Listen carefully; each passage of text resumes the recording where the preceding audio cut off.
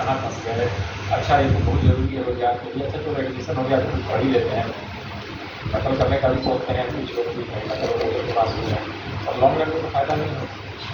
और हम लोग कहाँ इस डिपार्टमेंट में आ गए, इसको तो अच्छा नहीं लग रहा है, क्या टेक्निकल इलेक्ट्रिकल।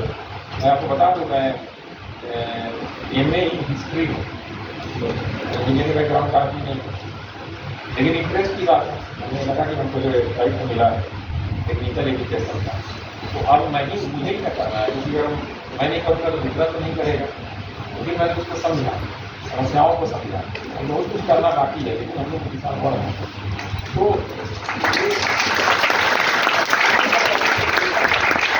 अब डे 1 में डिप्लोमा लेने के एडमिशन नहीं हो रहा था, क्या करते, बगल में पॉलिटेक्निक खुल गया है, उसमें हो रहा है, चलो कर लेते हैं।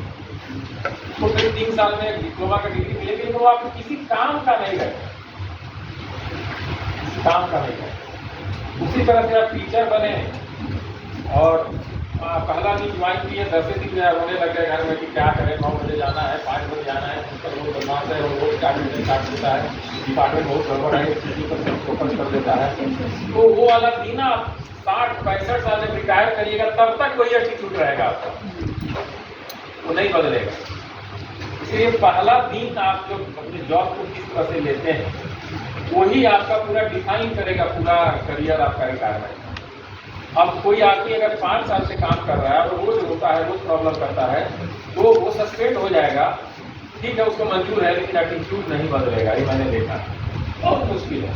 अगर बहुत क्रश करिएगा तो 2-4 दिन के लिए वो कवर करके अपना कुछ दिखाने करेगा, लेकिन फिर वैसा सिचुएशन आ जाएगा तो उसका ओरिजिनल रूप आ जाएगा। इसीलिए पॉजिटिव रहना है और अपने जॉब को डे 1 से लेना ही है।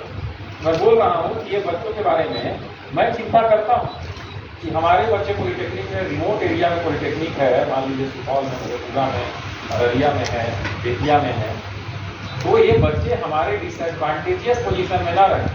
इनको ये नहीं लगना चाहिए कि मैं गलत जगह आ गया, अगर मैं सही दूसरे जगह चला जाता तो शायद मेरा लाइफ अच्छा रहता। अगर ये बच्चों को लगता है कि हमारा फेल्योर है आपका, लेकिन बच्चा पढ़ता ही नहीं है, बोलता है हम जाएंगे ही नहीं, हमको जो समझ में नहीं आता है हम नहीं बैठेंगे, हमको मस्ती करना है, और बाजार में जाएंगे हम बाजार में, तो इसका अपना प्रॉब्लम, उसका गार्जियन को देखना है और आपको भी लगना। इसीलिए डे 1 से अपने जॉब को सीरियसली कीजिए, क्लास करिए, टीचर का सम्मान करिए, सीखिए और ऊंचा सोचिए, कभी भी छोटा नहीं सोचना चाहिए, क्योंकि जो आप बेंचमार्क बनाते हैं ना कि हम 95% लाएंगे तो 90% आता है, 92% आता है, लेकिन पहले ही बोलिएगा कि 60% पाएंगे, मेरा जीवन सुधर जाएगा, तो आप 90% पाएंगे, 90% वाले लोग देखिए आपको लगेगा कि बताओ क्या, तो बेंचमार्क अपना ऊपर, पॉलिटेक्निक में पढ़ रहे हैं लेकिन सोचते कि बहुत ऊपर जाना है, तो जा नहीं सकते हैं, जाते ही आपके डिजिटल में लेवल जा सकते हैं, उसके बाद जहाँ सभी लोग हैं वहाँ आ सकते हैं।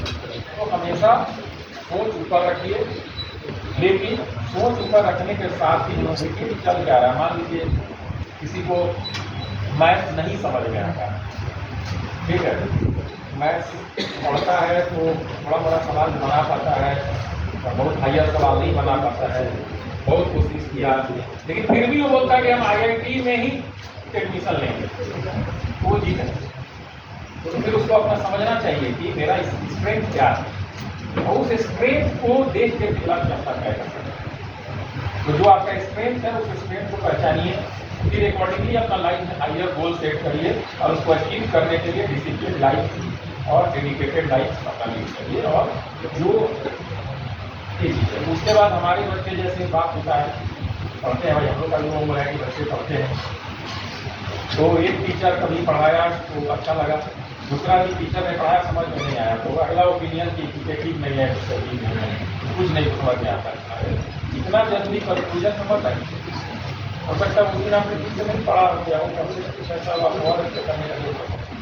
तो इसीलिए मैं ये कहता हूँ कि ठीक है नहीं समझ में आया, 10 चैप्टर है उसमें से 3 चैप्टर वो उतना अच्छा नहीं पढ़ा पाते, और आपके पास विकल्प क्या है, 7 चैप्टर जिसमें उनका स्ट्रेंथ है उसमें उनका 100% है, तो 3 चैप्टर के लिए फिर इधर उधर नहीं साइड में देखिए कहाँ और ज्ञान मिल सकता है, इस किताब से ज्ञान मिल सकता है, एडिशनल टीचर से ज्ञान मिल सकता है। लेकिन try to extract best from every resource at your disposal. हमेशा इससे एक जनरल बात भाई। अब आज की बात करते हैं हैकाथॉन। कोई जब IIT ने प्रपोजल दिया तो हमें अच्छा लगा। कल तक था कि यहाँ होगा कि कहाँ होगा, फाइनली हम लोग यहाँ करा। तो अब हैकाथॉन क्या है, हमने पूछना तो भाई यही है कि प्रॉब्लम बताया जाएगा और आपको उसका सोल्यूशन बना देना है। सोल्यूशन आपको 24 घंटे में देना है, तो इस पर आपको दिमाग लगा के काम करना पड़ेगा। टीम वर्क काम करना पड़ेगा, तो टीम में काम करना सीखेंगे। तो प्राइवेट में भी प्लेसमेंट आपका होगा तो apart from your knowledge, your leadership quality, your ability to work as a member of a team, ये मैटर करेगा। ये सब चीज़ भी आपका एक बर्निंग टीम के रूप में काम करना, और जो होगा उनको पुरस्कार मिलेगा। लेकिन जो भी पार्टिसिपेट किए सबको पार्टिसिपेशन का सर्टिफिकेट देना चाहिए, ठीक है, क्योंकि वो मतलब वो तो बेटर ऑफ ये है कि कोई आपको फर्स्ट आ गया कोई। दूसरा है कि ये प्रक्रिया जो है हम लोग एक प्लान किया है, डायरेक्टर IIT साहब में जुड़े होंगे तो हम लोग ने हब में सोचा है नीचे से क्या देखा है, सबको 3-4 दिन के लिए ले आएंगे, कहीं रखने की व्यवस्था करेंगे। 1-2 दिन इंडस्ट्री के एक्सपर्ट और बाहरी मोटिवेटर, मोटिवेट करने वाले स्पीकर भी लेकर तो मोटिवेशन की अभी जरूरत है। वो सब काम होता है 2 दिन, और 1 दिन इसी तरह का हैकाथॉन हो जाएगा। सारे बच्चे पार्टिसिपेट करेंगे और जो उनमें से होगा 1-2 मतलब जो टीम सिलेक्ट होगी, उन टीम को फिर IIT पटना में पूरे पॉलिटेक्निक के जितने भी लोग 11 होंगे, तो आप एक तरह से टीम भी चुनेंगे तो 30 हुआ, 33 हुआ तो 122 बच्चे हो गए, 140 तो 120 बच्चों को फिर IIT में कुछ 7 दिन 8 दिन का कुछ रख कर अब उनसे उनका किया जाए। उसके लिए जो फंडिंग की अलग एडिशनल आवश्यकता होती है जो प्रोजेक्ट में हो जाएगा तो प्रोजेक्ट। और ये जो हब स्कोप में होगा उसमें वहाँ लोकल लॉजिस्टिक्स का व्यवस्था हमारे टीचर है।